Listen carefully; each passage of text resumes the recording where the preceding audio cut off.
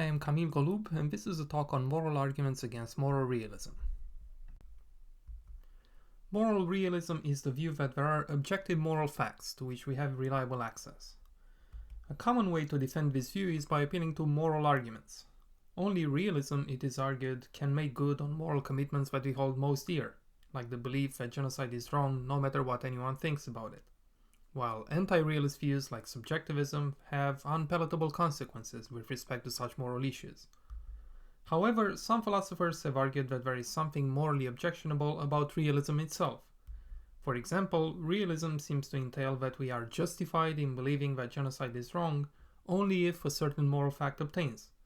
So, if we discovered that there is no such fact, we would have to abandon our belief that genocide is wrong. But we shouldn't hold our moral beliefs hostage to metaphysics in this way, or so the argument goes. Simon Blackburn was the first to raise this objection to realism in his essays in Quasi-Realism.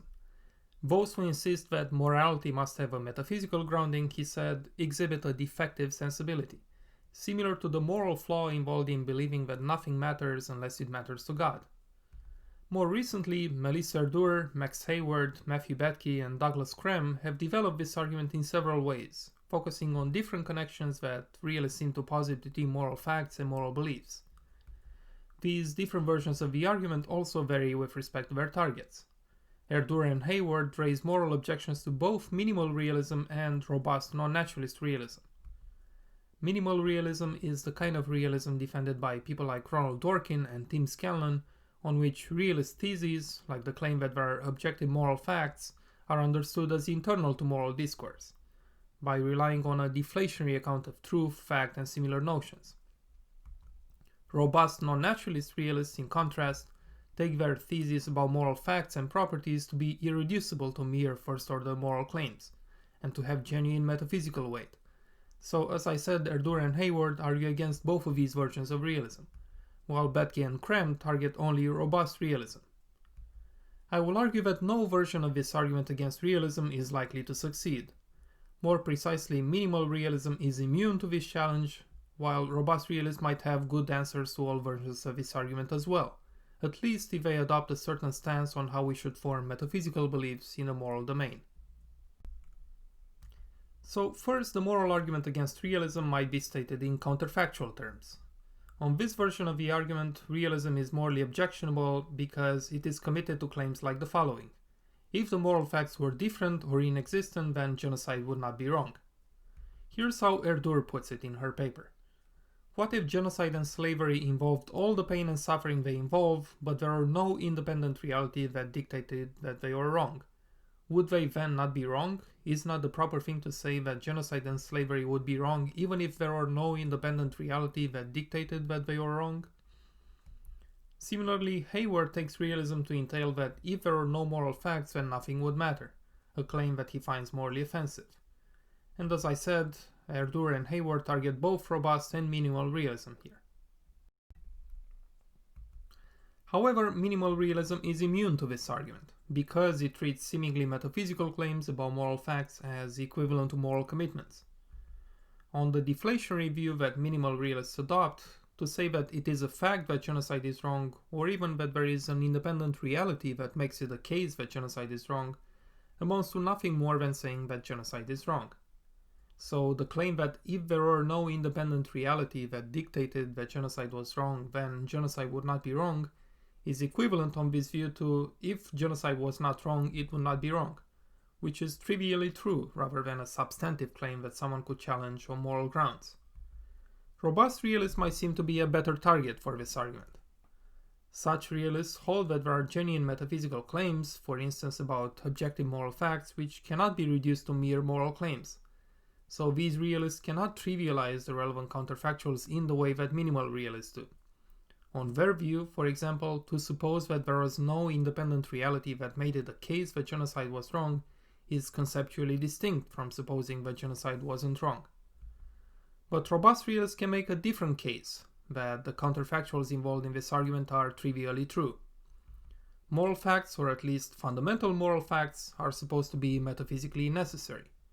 And if it is metaphysically impossible that the moral facts were different, then a claim like If there was no moral fact that made it the case that genocide was wrong, then genocide would not be wrong, would indeed be true, but so would a counterfactual with the same antecedent and the opposite consequent, at least according to a standard semantics for counterfactuals with impossible antecedents. So these counterfactuals cannot tell us much about the plausibility of robust realism. Let me turn now to other versions of the moral argument against realism. Another version of the argument, also proposed by Erdőr, focuses on moral explanations, and it is inspired by similar arguments that are often made against anti-realist theories of morality.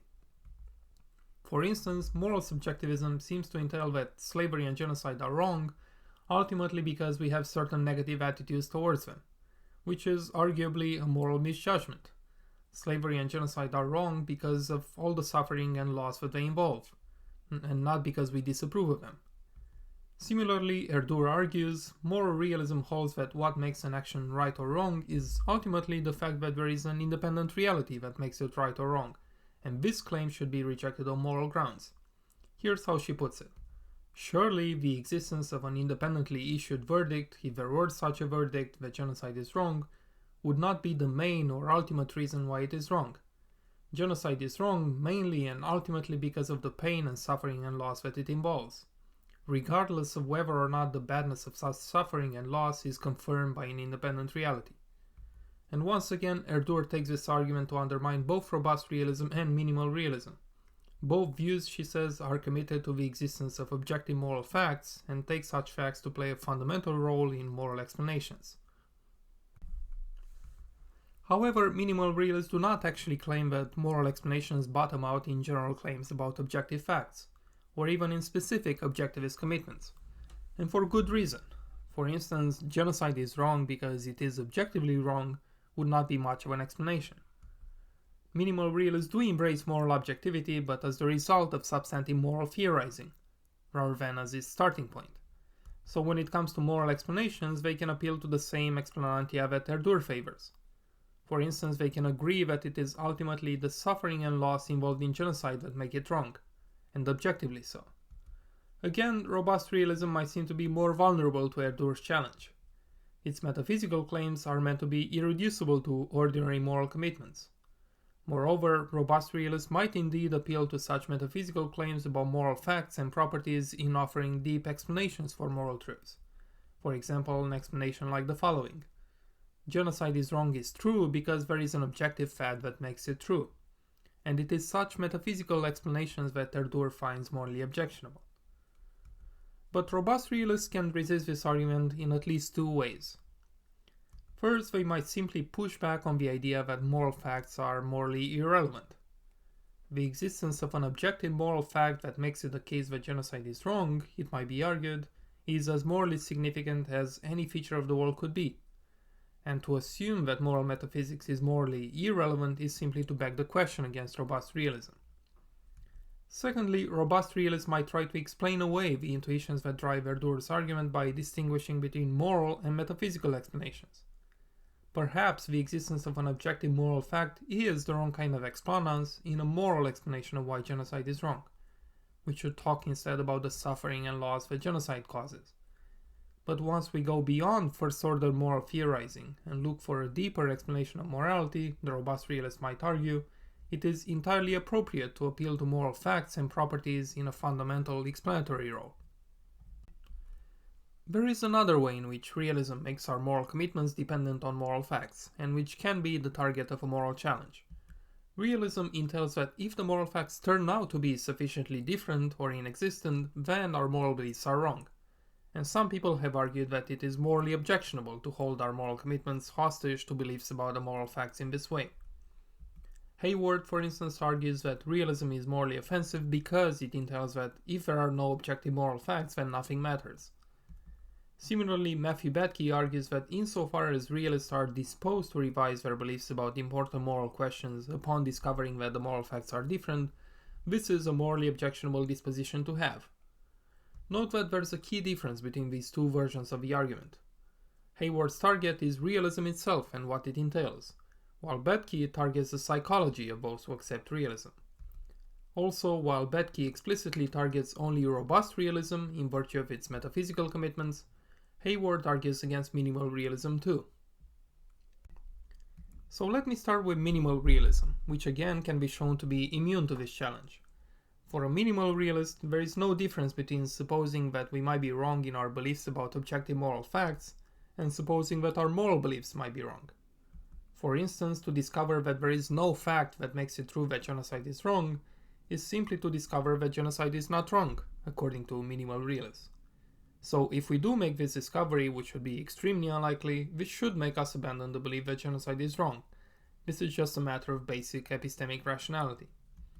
Once again, robust realism might seem to be at greater risk here. It does seem to be committed to there being some extra metaphysics beyond the natural ways of the world, as Betke puts it, on which our moral beliefs are conditional, such that discovering that this metaphysical reality was different could undermine those beliefs. But this kind of metaphysical discovery should make no difference to our moral beliefs, Betke argues. Now, William Fitzpatrick has responded to this challenge by denying that being a realist entails being disposed to revise one's moral commitments upon making certain metaphysical discoveries. If a realist came to believe that there are no known natural moral facts, Fitzpatrick argues, they could still hold on to their moral commitments, and abandon instead the metaethical belief that those commitments need a metaphysical foundation in non-natural facts. For instance, they might try to adopt a sophisticated version of anti-realism that allows for some measure of moral objectivity.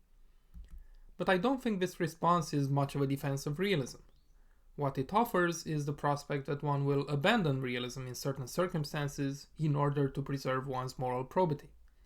This might be a good response to Betke's version of the challenge, which targets the realist psychology, but it does not address Hayward's complaint that realism itself has objectionable consequences. Indeed, it seems to vindicate this argument. Here is how I believe robust realists should respond to this argument from epistemic possibility.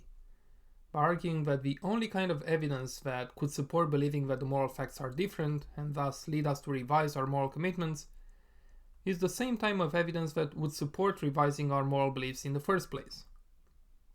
If realists were to adopt this stance on the right way to form metaphysical beliefs about morality, they could hold that it is not epistemically possible for moral facts to substantially diverge from our moral commitments, at least if our beliefs are formed in the right way. Now, it is not obvious that robust realists can adopt this methodological stance. Indeed, another version of the moral argument focuses precisely on the question of what kind of evidence robust realism treats as relevant for our moral beliefs. And this is the last version of the argument that I want to discuss. Betke and Douglas Cram argue that robust realists face a moral problem due to their methodological commitments. Because they treat metaphysical claims about moral facts as irreducible to first-order moral claims, they must allow that there is some purely non-moral evidence or way of reasoning that would support believing that the moral facts are different or inexistent, and thus make it rational to revise or abandon our moral beliefs.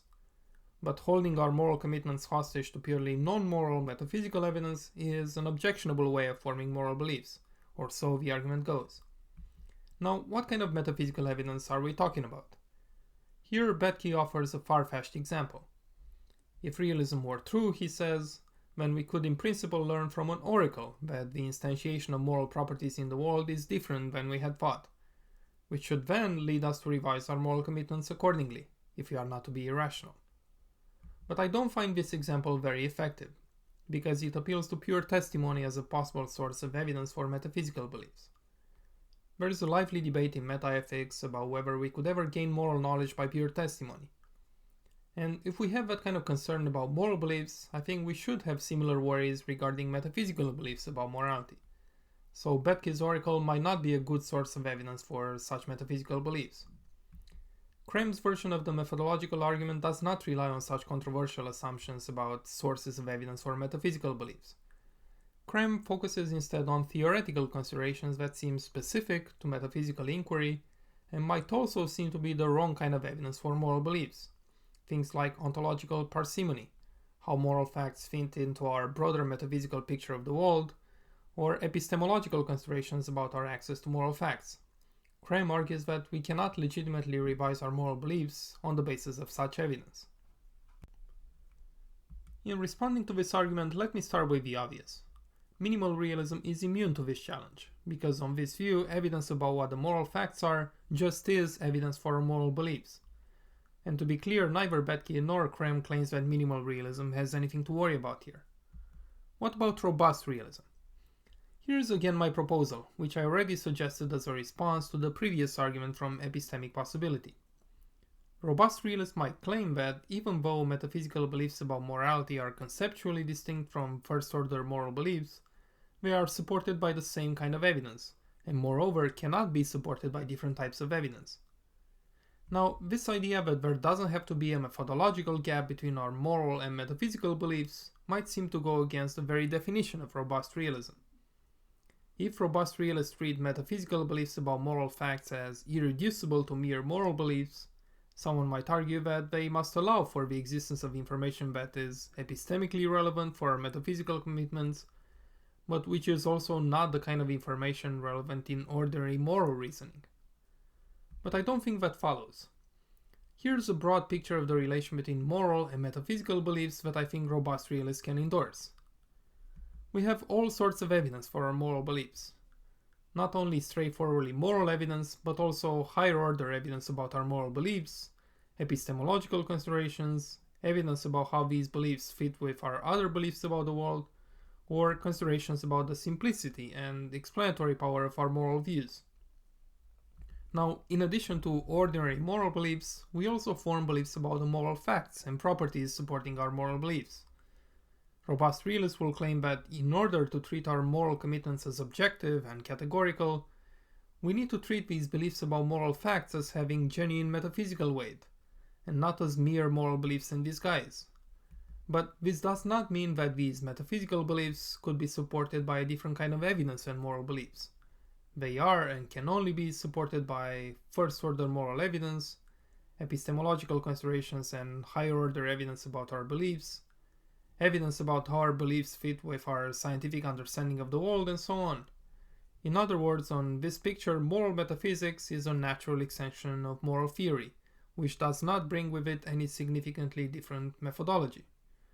By adopting this picture of the moral domain, I believe robust realists can successfully address the methodological argument, because their view will not entail that we can revise or abandon our moral beliefs on the basis of improper evidence.